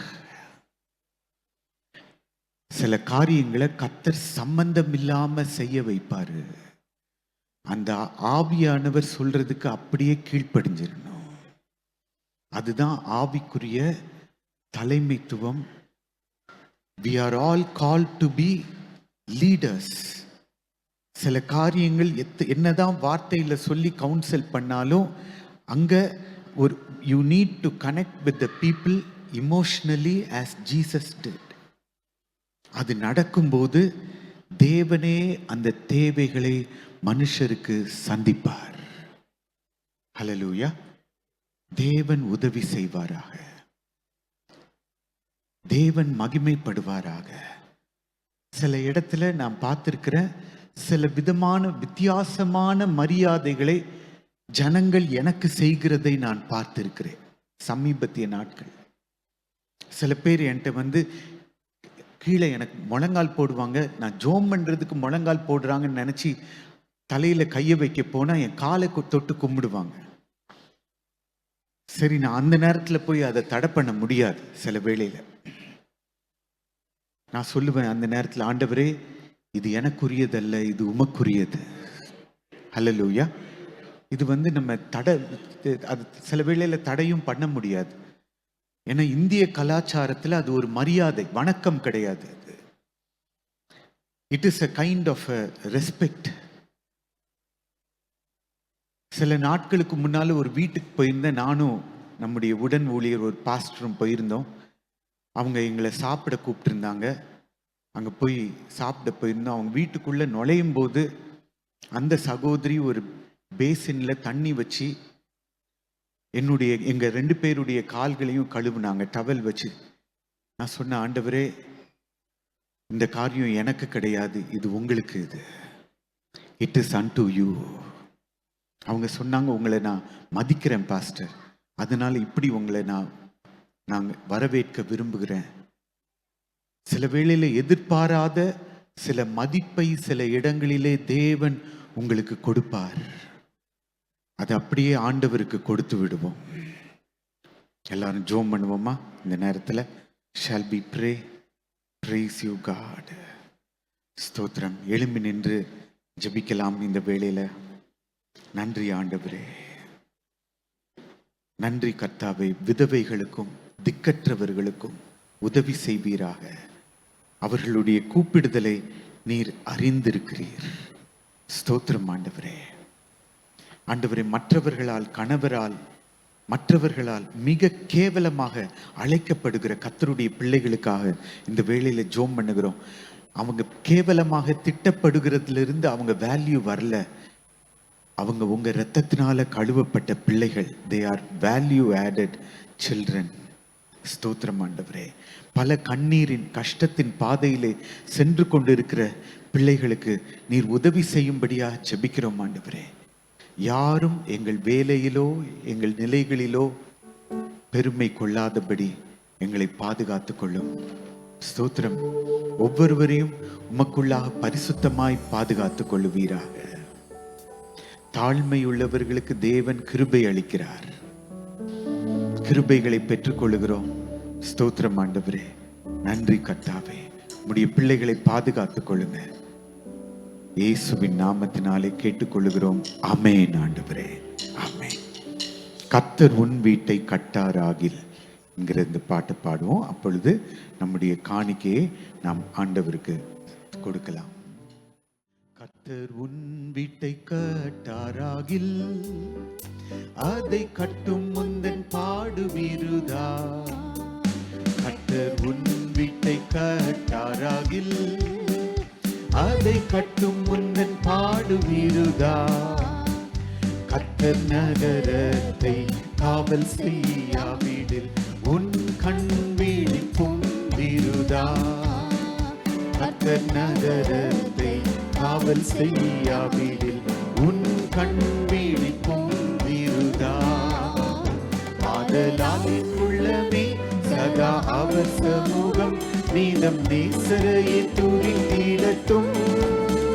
கர்த்தருக்கு பயந்து அவர் வழி நடந்தார் நீ பாக்கியம் கண்டடைவார். கர்த்தருக்கு பயந்து அவர் வழி நடந்தார் நீ பாக்கியம் கண்டடைவார். உன் வழிகளிலெல்லாம் உன்னை தூதர்கள் காத்திடுவார். உன் வழிகளிலெல்லாம் உன்னை தூதர்கள் காத்திடுவார். உன் பாதம் கல்லில் இடராதபடி தங்கள் கரங்களில் ஏந்திடுவார். உன் பாதம் கல்லில் இடராதபடி தங்கள் கரங்களில் ஏந்திடுவார். ஆதலால் என் உள்ளமே சதா அவர் சமூகம் நீதம் நேசரையை துதித்திடட்டும். கர்த்தருக்கு பயந்து அவர் வழி நடந்தார், நீ பாக்கியம் கண்டடைவார். கர்த்தருக்கு பயந்து அவர் வழி நடந்தார், நீ பாக்கியம் கண்டடைவார். சிங்கத்தின் மேலும் நடந்து வலு சர்ப்பத்தையும் மிதிப்பார். சிங்கத்தின் மேலும் நடந்து வலு சர்ப்பத்தையும் மிதிப்பார். அவர் நாமத்தை முற்றும் நம்பினதால் உன்னை விடுவித்து காத்திடுவார். அவர் நாமத்தை முற்றும் நம்பினதால் உன்னை விடுவித்து காத்திடுவார். ஆதலால் என் உள்ளமே சதா அவர் சமூகம் நீதம் நேசரையை துதித்திடட்டும். கர்த்தருக்கு பயந்து அவர் வழி நடந்தார், நீ பாக்கியம் கண்டடைவார். கர்த்தருக்கு பயந்து அவர் வழி நடந்தார், நீ பாக்கியம் கண்டடைவார். ஹல்லேலூயா. உம்முடைய பிள்ளைகள் எல்லாருடைய தேவைகளையும் சந்திப்பீராக. யெகோவா ரோஃபே, சுகமாக்குகிறவர். யெகோவா தேவன் எங்களோடு கூட தங்கி இருக்கிறவர். ஸ்தோத்திரம். உம்முடைய நிறைவினாலே எங்களை நிரப்பினவர். நீரை வழி நடத்துவீராக, நன்மை செய்வீராக. இயேசுவின் மூலம் கேட்டுக்கொள்கிறோம் வல்லமையுள்ள அன்பின் பிதாவே. சேர்ந்து சொல்லுவோம், என் ஆத்துமாவே கர்த்தரை ஸ்தோத்திரி. முழு உள்ளமே என்னுடைய பரிசுத்த நாமத்தை ஸ்தோத்திரி. என் ஆத்துமாவே கர்த்தரை ஸ்தோத்திரி. கர்த்தர் செய்த சகல நம்முடைய கர்த்தராகிய இயேசு கிறிஸ்துவின் கிருபையும் பிதாவாகிய தேவனுடைய அன்பும் பரிசுத்த ஆவியானவருடைய அந்யோன்ய ஐக்கியம் உங்கள் அனைவரோடும் நாம் மறுபடியும் சந்திக்கும் வரை தேவன் ஒவ்வொருவரோடும் இருப்பாராக.